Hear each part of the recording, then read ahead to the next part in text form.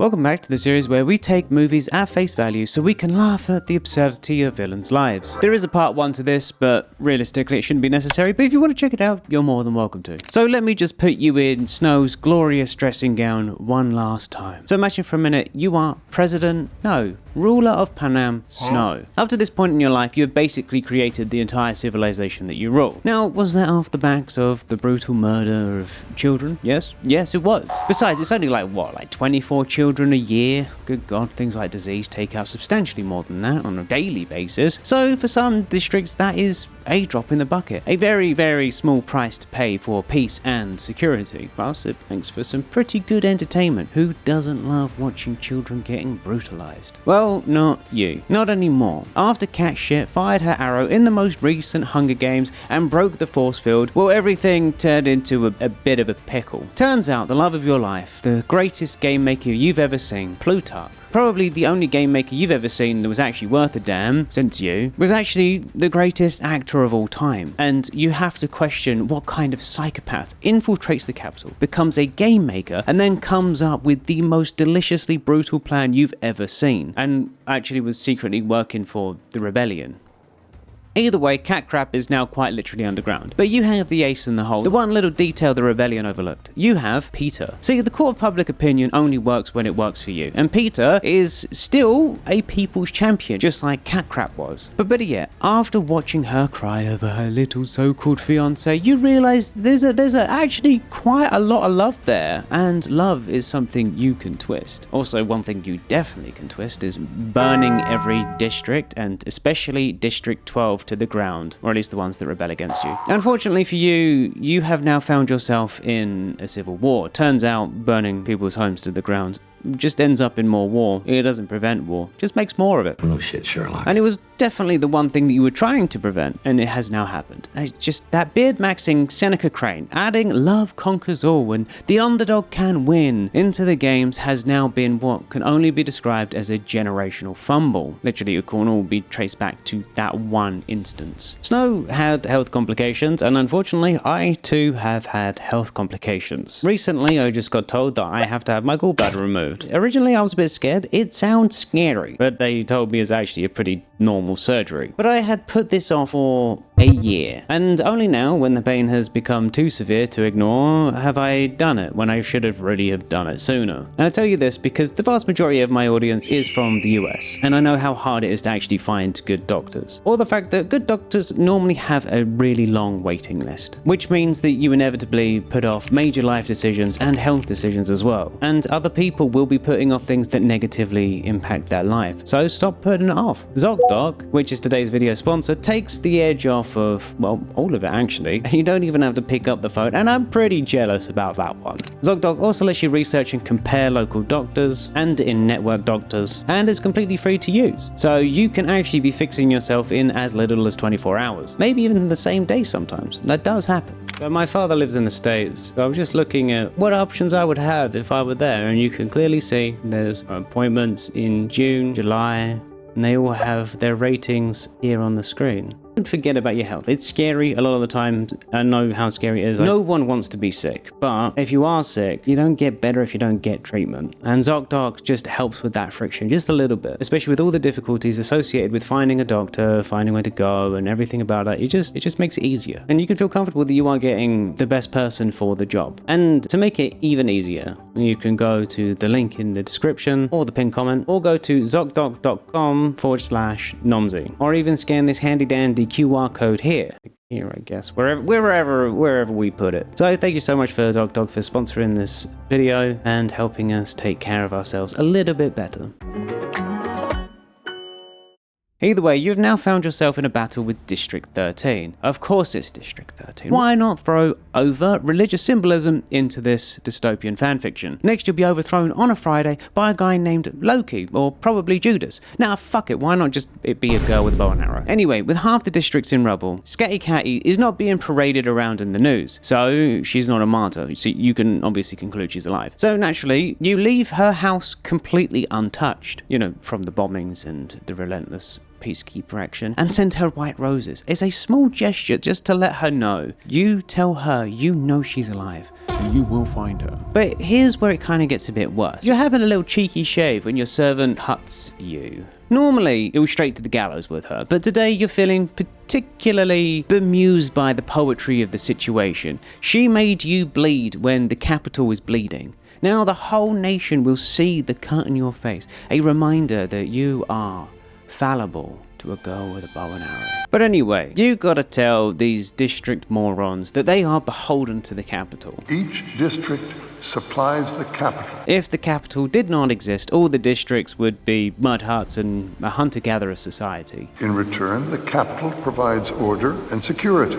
At least with the capital, they can marvel and gawk at the technology that you possess, knowing that they will never have it. That is what keeps peace. Order through strength. Screw empathy, screw compassion. These things literally have no use in this world. At this point as well, you may as well have a Googleplex of monies, because everyone knows a healthy society is built when 50% of the population lives in abject poverty, with the only avenue of escaping being gambling or Russian roulette with extra steps, while a handful of the super rich people have all of the wealth. You were just gently reminding them of that. Which is why all images of the Mockingjay are now forbidden. But one further step in your design is to parade Peter around as your puppet, your trophy, your savior, your message to Cat Stink wherever she is. She was part of a rebel plan. Well, do you think it was part of her plan to be almost killed by Joanna? But the interview goes, well, I mean, he gets the point across. He's not exactly selling the fact he's a puppet. It seems that Peter, evidently, is not quite ready to be the people's champion just yet. What he really needs is a dose of the Clockwork Orange treatment. A little bit of psychedelics, a little bit of torture. Okay, a lot of torture. Really make him hate the cat tramp. Now, you were expecting rebels to make their own propaganda, but what you were not expecting was Cat Stink coming into the districts. We may be able to target her.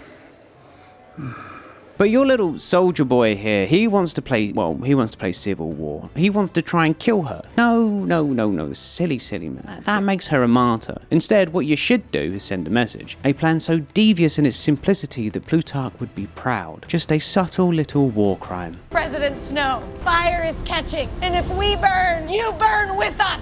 Well, actually, okay, that didn't work as well as you thought it would. You thought it would break her, but instead it galvanized her. Turns out if you make her she just gets stronger. Well, that is just another generational fumble, I guess.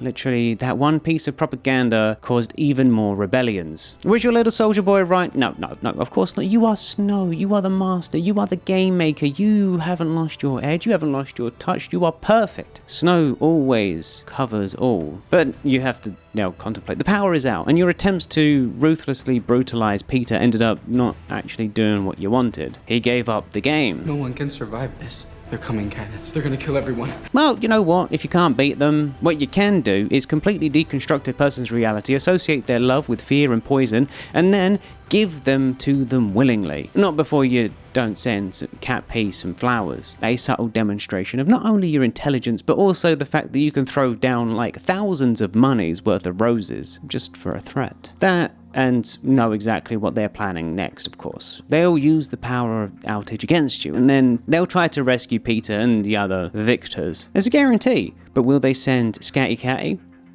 We shall find out. And it kind of works. Catwee actually doesn't do the next propaganda piece. Instead, it's the pretty boy that you may or may not have used as a prostitute. Not your fault. Sex sells. Lord knows Katniss's old stylist loved him some gimp action. Little freak. But yeah, they fall for the bait. They pick up Peter and take him home. You were almost expecting Cat Sheep to be there, but alas, she was not. But she addresses you directly. President Snow, I don't imagine you're calling to thank me for the roses.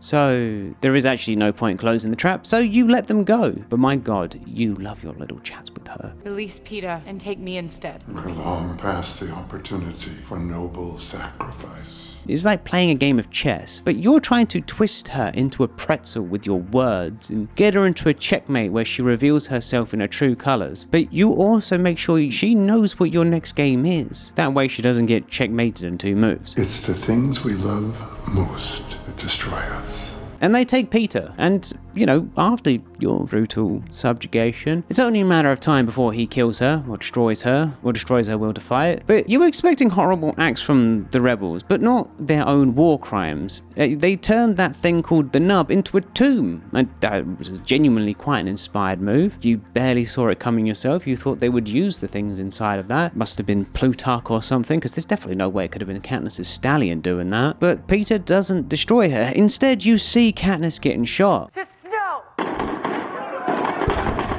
And your little soldier boy is telling you that she's dead. What did we celebrate? The death of the Mockingjay, sir. It's why you already poisoned his wine. The dude is a complete moron, honestly. He needed to go. The rebels need a martyr, and you're pretty sure that insidious woman Coin is now putting Cat Crap in riskier positions trying to bring out that eventuality. And since she's not parading Katniss around like with a eulogy and probably like a hearse, like an open casket hearse around all of the districts, you can just assume that she's not dead. We toasted a glorious era coming to its bitter end. But either way, the writing is now on the wall. The rebels will storm the capital, so you do what you do best, what you've always done best, the very thing that you built your legacy upon. You turn the entire city into the Hunger Games. Or at least it's inspired by it. And then our game makers will make them pay for every inch with blood. And you spared no expense, so everything was designed so the rebels would get completely murked before even stepping into the capital. But none so devious as the ferrofluid-inspired goodness that does kind of look like a predator trap. What the fuck, amigo? And that does worm out the Catty Patty and her eventual demise, but not before you don't pay one last homage to the games. It's a bit of a gambit this, because either Coin is going to parade her around as a martyr and confirm her death, or you're going to find out that Katniss is not actually dead. But the whole thing is like poetry. You gain political power because of the games. You almost lost your political power because of the games, and now you will reclaim your power because of the games. Again, it's like poetry, so if they rhyme. Each canon will remind the people that you are the ruler of Panem. You are the bread, and they are the game. Dead or alive, Katniss Everdeen will remain the face of this revolution. And yes, they did martyr her. Perfect. This is awesome. The gambit paid off. The devil woman is doing her little choked up speech when, yes, Katniss is almost certainly 100% dead. Finally, you can turn the tide of this war back in your favor. They survived. I don't know how. I need to see for myself. Why in the Deus Ex Machina? Okay, how? Did no one even think to, I don't know, get visible confirmation on the fact that she died? She only took an RPG to the face. It doesn't exactly destroy all of the evidence. Hell, it definitely doesn't destroy DNA evidence. Lord knows the Capitol can get a person's DNA from a blood prick, so how the hell did anyone miss this? But now you have to reconcile the reality that Katniss is actually on her way to you, and you are very much with your back against the wall. And she's gone even more underground, so you opt for another Hail Mary. Send legally distinct xenomorphs after her. Okay, so the walls are really closing in at this point. So you do what any dictator with a fully functioning frontal lobe does when facing an existential threat. You concoct a plan, again so genius in its simplicity. You get all of the kids from the capital to your home, and you try to use them as a meat shield. These rebels are supposed to be different. They're supposed to be kind, compassionate, unwilling to do the unthinkable unless absolute... Well, yeah, okay, yeah, you didn't see that coming. Holy shit, you thought you were evil. But wow, like this was all a gambit. Like, you did not think they would do that. What? Like, that is an evil that cannot be quantified. They did a full-on false flag attack, murdered almost all of the children of the capital. Wow. I mean, you, Snow, can actually respect the sheer audacity to be willing to do something as insane as that. And it worked. But there was no final moment with Katniss. There was no glorious charge into your home. No arrow through your heart. No, just a kidney shot by a woman you've never even seen in the face. Which apparently also ended up killing Katniss' sister. Why? Why was she there? Why was she in the capital? Wasn't she a bit too young to be on the front line? Wouldn't she need, like, express permission to be there? Apparently she was a medic. When did that happen? But someone had to give her permission. Was that Coin or Plutarch? Did they engineer that? You released those parachutes. You really think I gave the order? So when Katniss comes in, accusing you over doing that truly grotesque act, you gently remind her of something. One, well, you're dying, and two... I'm not wasteful. You are pragmatic. You fully understand how demographics work, and if you really wanted to, you could just round up 24 kids every year and shoot them in the back of the head. We both know I'm not above killing children. But you didn't, because it doesn't work. How would killing children solve your problems? To destroy the world? To set the world on fire? To set fire to the only legacy that you have left? No. You were both fighting a villain you didn't even see. I'm afraid we've both been played for fools. While you were trying to fight Katniss and she was trying to fight you, both of you found yourselves at the mercy of quite possibly the most evil human being ever conceived. Coin. And then her next move is to make the Capitol children do the Hunger Games. You want to have another Hunger Games with the Capitol's children? You're joking. Not in the slightest. After she just bombed the hell out of them? Talk about twisting the knife, lady. She is vicious. Imagine doing all of this against the Hunger Games. The thing that inspired you to do this, only to do it straight back again. Maybe it's your old age or, you know, the empire crumbling around you. But you kind of think that people that use their trauma to justify atrocious acts and continue the cycle of abuse and suffering are worse than evil. Like, you did things coldly, pragmatically, to ensure the survival of your country. Okay, maybe there's a little bit of revenge there, but that was a long time ago. But this woman, she will kill all of the Capitol's children just because she can justify it with, well, they did it to us first. So when you get your public execution, you see the fire in Katniss's eyes. You realize that the soul of the revolution has been woefully underestimated by the soul of the coin. It was predictable. And now you can die an old man and happy. Thank you so much for watching. If you liked the video, please give a like and consider subscribing. I just want to shout out my members real quick, especially Good Old Granite, Alexander Colburn, and Be Wilder Kings. Thank you guys, your support means everything to me. And of course, Lavender, Zyla, Toast the Bread, Boss Link, Techno Scorpion, Takaro, Suzukaze, and Alan. Thank you. Have a great day and have a great life.